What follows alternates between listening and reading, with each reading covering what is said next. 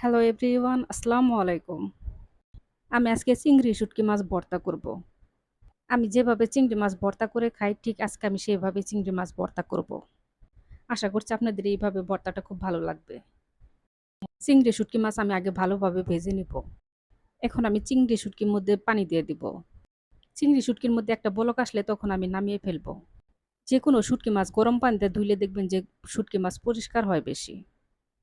শুঁটকি মাছ উঠিয়ে নিয়ে এখন আমি প্যানের মধ্যে সয়াবিন তেল দিয়ে রসুন, পেঁয়াজ, কাঁচামরিচ ভেজে নেব। কাঁচামরিচ, পেঁয়াজ ভেজে আমি উঠিয়ে নিয়ে এখন আমি দিয়ে দিব ধুয়ে পরিষ্কার করে রাখা শুটকি মাছ। গরম পানি দিয়ে ধুয়ে পরিষ্কার করে কিন্তু আবারও ঠান্ডা পানি দিয়ে ধুয়ে পরিষ্কার করে নিতে হবে। তাহলে শুটকি মাছটা খুব ভালোভাবে পরিষ্কার হবে।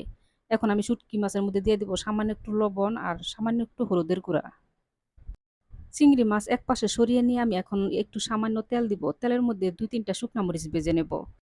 আমি চিংড়ি মাছ ভেজে উঠিয়ে নিয়ে এখন আমি পাটার মধ্যে বেটে নেব। আমি কিন্তু চিংড়ি মাছ পানির মধ্যে সেদ্ধ করি নাই। তেলের মধ্যে ভেজে নিয়েছি।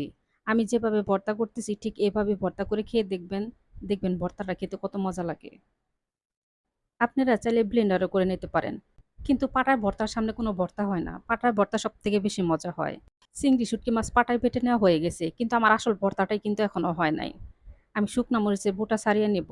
নিয়ে হাত দিয়ে ভালো করে ডলে নিব। আমি সামান্য একটু লবণ দিয়ে শুকনা মরিচ ডলে নিয়ে এখন আমি পেঁয়াজ ডলে নেব মরিচের সাথে। শুকনা মরিচ আর পেঁয়াজ কিন্তু খুব ভালোভাবে ডলে নিতে হবে। এই পেঁয়াজ ডলাটা যত ভালো হবে শুটকি ভর্তাটা তত বেশি মজা হবে। আমি মরিচ, পেঁয়াজ ভালো করে ডলে নিয়ে এখন আমি সামান্য সরিষার তেল দিয়ে দিব। এখন আমি পেঁয়াজের মধ্যে দিয়ে দিব ধনিয়ার পাতা। ধনিয়ার পাতা কিন্তু অবশ্যই দিবেন। আর যারা পছন্দ করেন না তারা স্কিপ করতে পারেন। কোনো সমস্যা নাই। এখন আমি দিয়ে দিব পাটায় বেটে রাখা শুটকি মাছ। শরীর তেমন একটা ভালো না। তারপরেও দেখা গেছে যে ভর্তা ছাড়া তো চলেই না। ভর্তা আমার বাসায় একটা থাকতেই হবে। দেখেন বাটির মধ্যে কালো দেখাচ্ছে, ভর্তা কিন্তু কাছে নিয়ে দেখাচ্ছি। দেখেন কত সুন্দর হয়েছে। আমার ভর্তা করা হয়ে গেছে। সবাই ভালো থাকবেন। আল্লাহ হাফেজ।